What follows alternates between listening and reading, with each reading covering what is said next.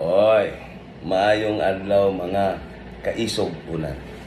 Human na gyud ang eleksyon, ibarog ang katawhan o siyempre naay nidaog ug naay nangapildi. Apan ang kaning eleksyon para gini sa mga midaog. Dinhi nato matungkad kung ilahang pagdagan, ilang pagpapili asa gibutang ang ilahang interes. Interes ba sa katawhan ang ilahang daladalahon o ang ilang kaugalingong interes o ang gahom na ilang ihuptan? Kana karon ang hagit sa tanang nagdadaog sa nidaog.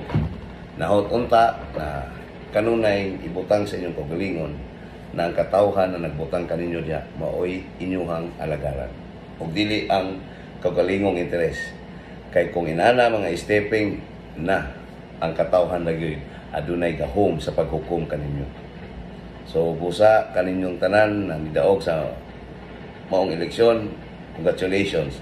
O siyempre sa katawhan magpadayon kitang magbinantayon, huguton pa nato atong panaghiusa hangtod makabot nato ang tinuod na kalingkawasan, katilingban nga adunay kalingkawasan, kalambuan o adunay tinuod nga kalinaw na nagsubay sa hustisya.